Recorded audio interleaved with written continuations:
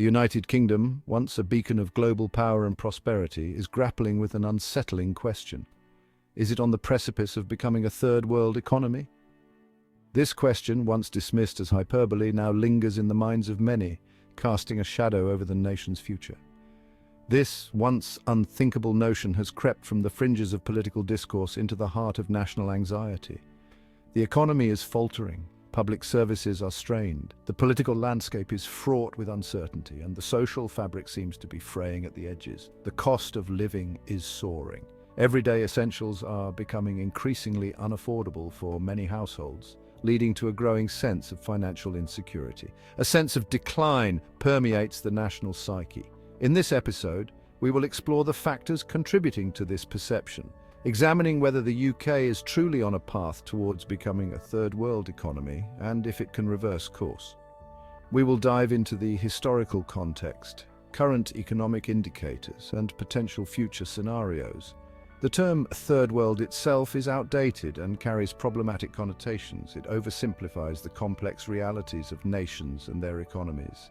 It emerged during the Cold War to describe countries not aligned with either the capitalist West or the communist East. These nations were often characterized by underdevelopment and poverty. Today, it is more accurate to speak of developing and developed economies. This terminology better reflects the nuances and varying stages of economic progress. However, the phrase third world retains its evocative power, conjuring images of poverty, inequality, corruption, and dysfunction. These are issues that, alarmingly, are becoming more visible in the UK. The UK's current predicament is a far cry from its imperial past or its post-war recovery. The nation that once stood as a symbol of resilience and growth now faces a series of daunting challenges. In addition to immigration, the scars of the 2008 financial crisis, the divisive Brexit referendum, and the COVID-19 pandemic have left their mark. Each event has chipped away at the nation's economic stability and social cohesion. Add to this a decade of austerity, rising inflation, and a global economic slowdown, and the picture becomes increasingly bleak. The policies intended to stabilize the economy have often had the opposite effect, deepening the sense of crisis. The challenges facing the UK are complex and interconnected. Economic policies, social issues, and global trends all play a role in shaping the current landscape. Brexit has disrupted trade, created labour shortages, and damaged the UK's reputation as a stable and predictable economy. The pandemic exacerbated these issues, exposing the fragility of global supply chains and the UK's reliance on a low-wage, insecure workforce. Meanwhile, years of austerity have hollowed out public services, leaving them ill-equipped to cope with the rising demand. Hospitals are under strain, schools are overcrowded, and social services are stretched to their limits. The question remains, can the UK navigate these turbulent times and find a path to recovery, or is it destined to continue its decline? Welcome to Rich Insider. If you haven't already, consider subscribing to our channel to not miss any of our latest updates. The UK's decision to leave the European Union in 2016 was a pivotal moment in its recent history. It was a decision that divided the nation, with 52% voting to leave and 48% voting to remain. Proponents of Brexit promised a brighter future. They envisioned a sovereign nation free to make its own laws and decisions without interference from the EU. Leaders like Boris Johnson championed the cause, rallying support with promises of regained control and national pride. The promise was of a thriving British economy boosted by new trade agreements with countries around the world and a more secure nation with tighter immigration controls. However, the reality of Brexit has proven far more complex and challenging than its proponents anticipated. The initial optimism has been overshadowed by the practical difficulties of disentangling from the EU, which had been deeply integrated into the UK's economy and regulatory framework for decades.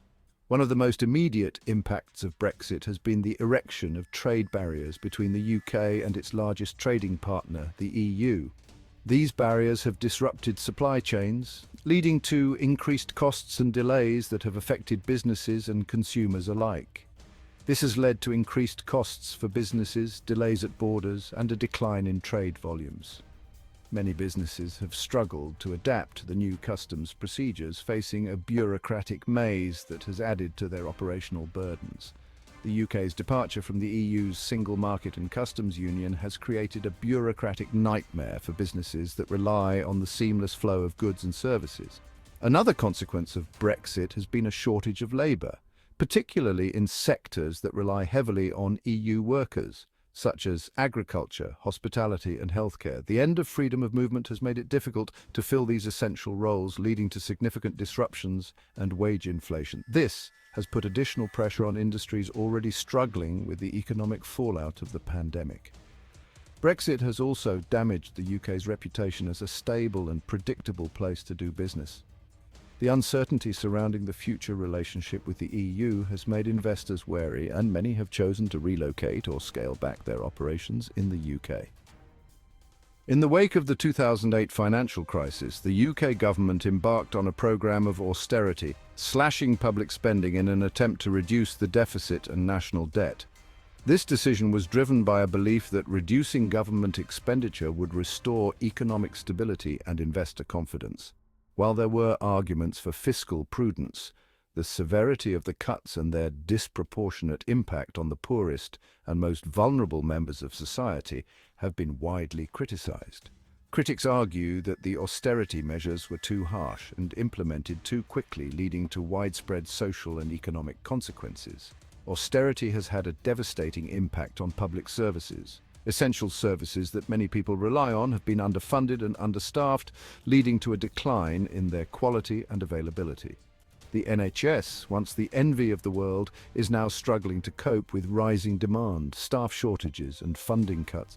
Patients face longer waiting times, and healthcare professionals are under immense pressure, leading to burnout and a decrease in the quality of care.